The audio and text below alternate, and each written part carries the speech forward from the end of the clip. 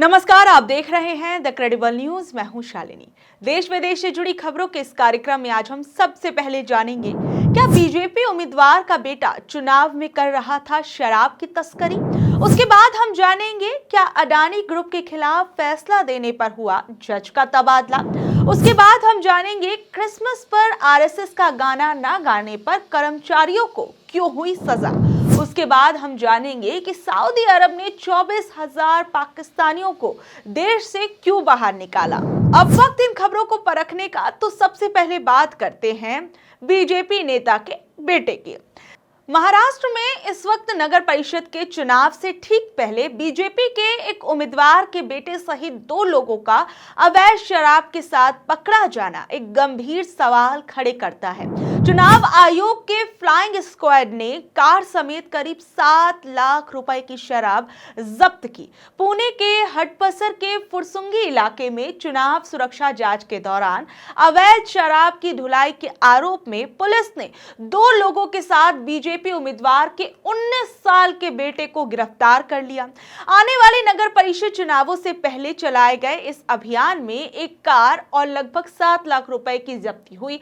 लेकिन सवाल यह है कि चुनाव के समय ही ऐसे मामले क्यों सामने आते हैं, और खासकर सत्ता दल से जुड़े हुए लोगों के नाम ऐसे समय पर क्यों ज्यादा सामने आने लगते हैं, और क्या ये सब सिर्फ मात्र संयोग है या वोट प्रभावित करने की पुरानी राजनीति का हिस्सा।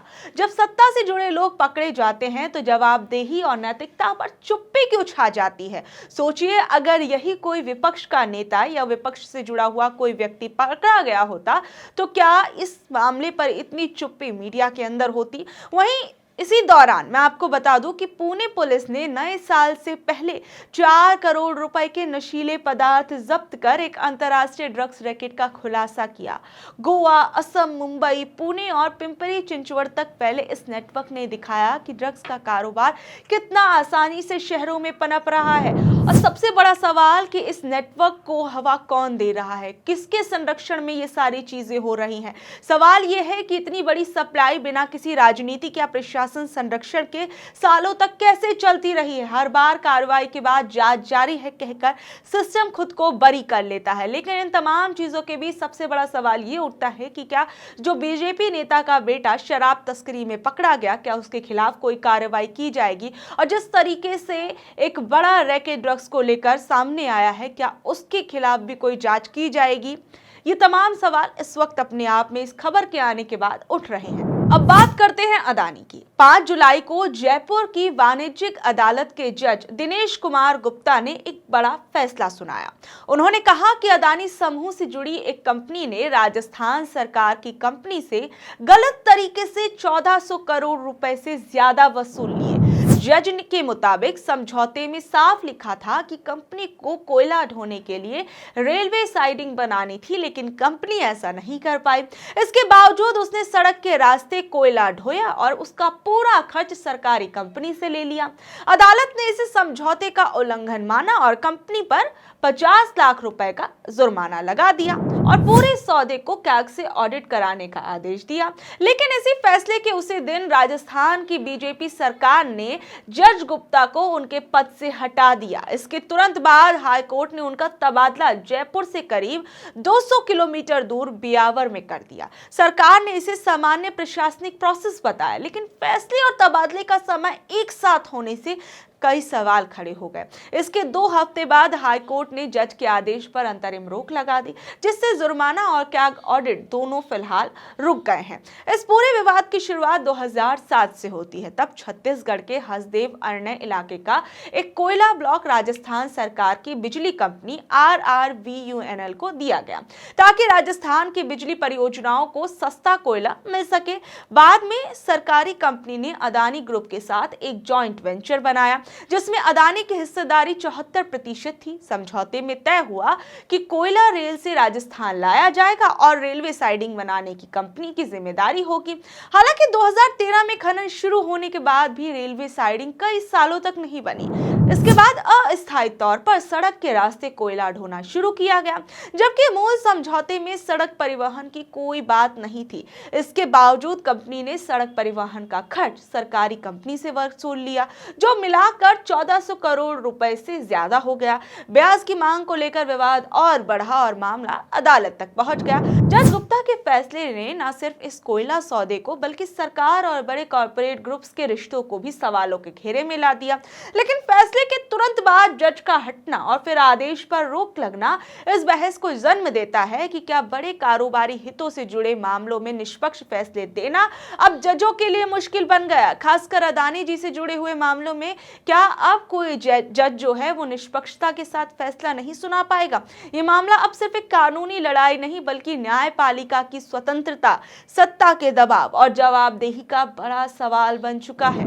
अब बात करते हैं आरएसएस से जुड़ी एक खबर की। सरकारी दफ्तर क्या जनता की सेवा के लिए होते हैं या किसी खास विचारधारा के प्रचार के लिए? केरल से उठे इस सवाल ने पूरे देश का ध्यान खींच लिया है। मामला तब गरमाया जब केरल के डाकघरों में आयोजित होने वाले एक ऑफिशियल क्रिसमस समारोह के दौरान आरएसएस से जुड़े संगठन की ओर से आरएसएस गणगीतम और गणपति स्तुति गाने की मांग रखी गई। कर्मचारियों ने जब इस मांग को मानने से इनकार किया तो प्रशासन ने विवाद सुलझाने के बजाय पूरे क्रिसमस समारोह को रद्द कर दिया। सवाल यह है कि एक धर्मनिरपेक्ष सरकारी संस्थान में त्योहार मनाने की बजाय वैचारिक दबाव क्यों हावी हो गया। इस फैसले के खिलाफ सबसे तीखी प्रतिक्रिया सीपीएम नेता और राज्यसभा सांसद जॉन ब्रिट्टास की ओर से आई। उन्होंने केंद्रीय संचार मंत्री ज्योतिरादित्य सिंधिया को पत्र लिखकर साफ कहा कि क्रिसमस केवल एक सांस्कृतिक आयोजन नहीं बल्कि आस्था, समावेशन और आपसी सद्भाव का प्रतीक है। सरकारी कार्यालयों में किसी पक्षपाती वैचारिक संगठन से जुड़े गीतों को थोपना न सिर्फ गलत है बल्कि संविधान की धर्मनिरपेक्ष भावना के खिलाफ है। ब्रिट्टास ने यह भी कहा कि देशभक्ति किसी संगठन से नहीं बल्कि संविधान के प्रति निष्ठा से तय होती है। मामले ने जब तूल पकड़ लिया, जब सामने आया कि मांग भारतीय मजदूर संघ से जुड़े भारतीय postal administrative offices employees union की ओर से की गई, तो केरल के अखबारों की रिपोर्ट के मुताबिक कर्मचारियों ने जब इस वैचारिक हस्तक्षेप का विरोध किया तो उन्हें सजा की तरह उनके ही त्योहार से अलग कर दिया गया। CCGEW और DYFI जैसे संगठनों ने इसे सांप्रदायिक शक्तियों के आगे झुकना और सरकारी संस्थानों की धर्मनिरपेक्ष परंपराओं पर सीधा हमला बताया। सबसे बड़ा और गंभीर सवाल यह है कि प्रशासन ने समाधान निकालने के बजाय सबसे आसान रास्ता क्यों चुना? पूरे कार्यक्रम को ही रद्द करना। क्या इससे कोई फायदा हुआ? उन कर्मचारियों को जो सम्मान के साथ क्रिसमस मनाना चाहते थे या उस संगठन को जो सरकारी मंच को वैचारिक अखाड़ा बनाना चाहता था? कुछ लोगों का कहना है कि ये रवैया ताकतवर को खुश करने और सवाल उठाने वालों को अनुशासित करने की राजनीति का गंदा सच उजागर करता है। ये विवाद ऐसे समय में सामने आया जब बीजेपी के वैचारिक केंद्र आरएसएस से जुड़े संगठनों पर आरोप लगते रहते हैं कि वो त्योहारों और पब्लिक संस्थानों के जरिए अपनी विचारधारा थोपने की कोशिश करते हैं। एक और केंद्र सरकार क्रिसमस के वीक को सुशासन सप्ताह बताती है, दूसरी ओर जमीनी स्तर पर क्रिसमस जैसे त्योहारों पर ही इतना बवाल खड़ा हो जाता है। सवाल यही है कि क्या सरकारी दफ्तरों में त्योहार अब सभी का साझा उत्सव नहीं बल्कि एक वैचारिक परीक्षा बनती जा रही है? यही केरल का विवाद देश के सामने आईना बनकर खड़ा हुआ है।